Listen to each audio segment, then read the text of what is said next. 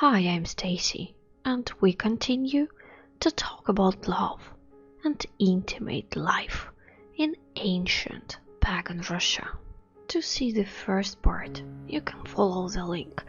I'll leave it right here. So let's continue.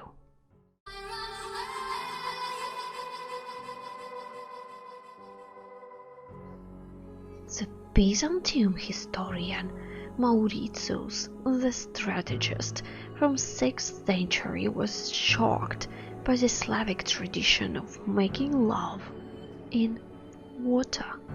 Men and women could swim in water or lake all together naked and then break into pairs.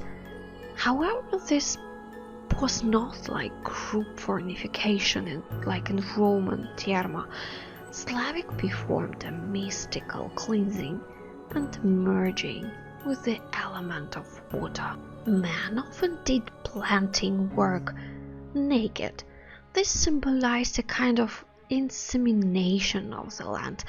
After sowing the bread, the couple made love right on the field, or simply rode through it with no clothes on.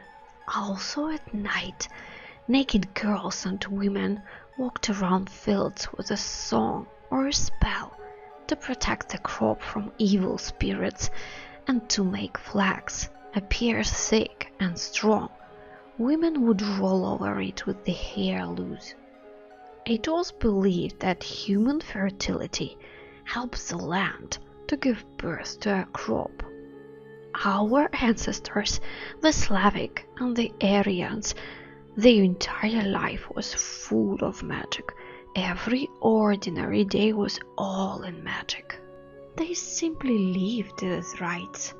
It is not by chance that the most important erotic rituals were performed on holidays, especially during Kupala or Kalida. During nights, people used to fortune-telling about marriage and kids, sang songs, danced, and played a game named the Dead Man. In this ritual, a naked volunteer was laid on a table with ugly teeth made from vegetables and a face covered with flour, and the girls pretended to wash the deceased by running their hands over the body.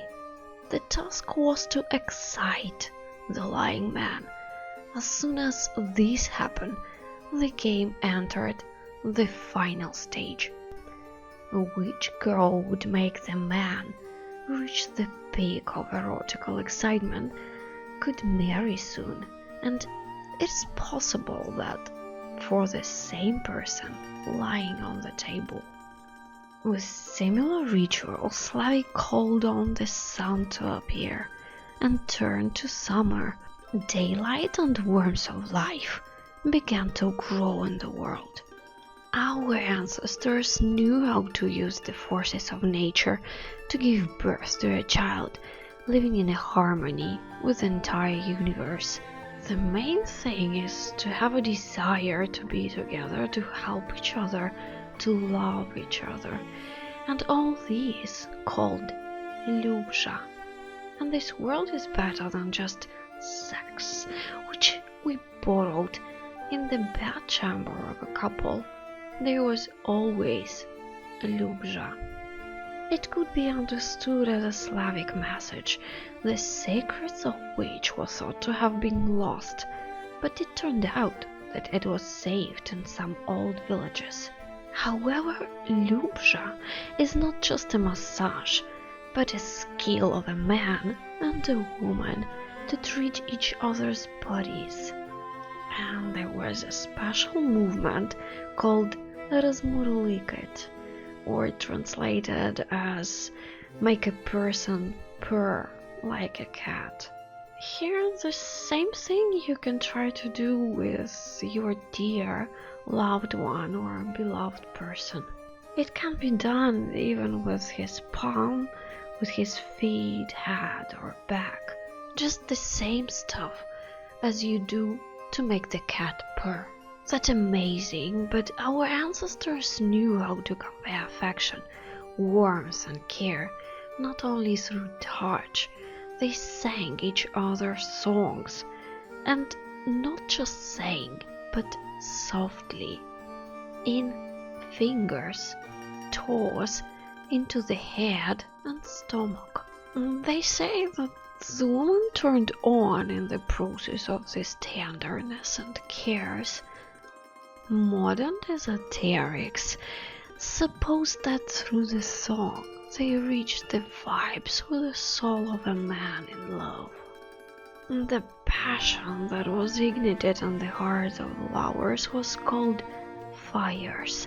It was believed that a man during Saito's give a woman all the good that he has. However, if a woman does not achieve the satisfaction during the act of love, the bed will not be burnt and will remain in her.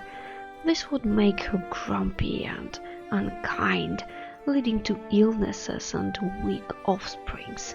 Our ancestors believed that the knowledges of love and life were made by gods. They had really special relations with them.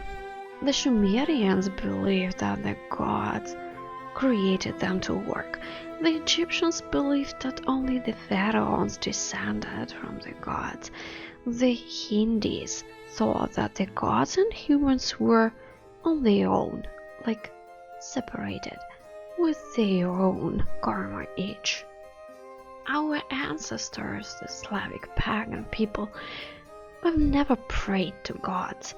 The word pray, molitva, is coming from the word просьба, a request. But Slavic never asked for anything but praised the gods for everything they gave him. Slavili. So the word Slavs, Slavic, came from there. And Slavic people were absolutely sure gods are the same as people, just immortal and more strong. They felt even that they could walk along the mortals, and the aim of a human was to go through his own way and grow to the gods' level. That's why never Slavic people were afraid of gods. So hope you guys enjoyed both parts. So give this thumbs up or down as you feel it to be. Subscribe the channel if you haven't already, and leave the comment down below. And I'm leaving you not for so long. See you in the next video. Bye.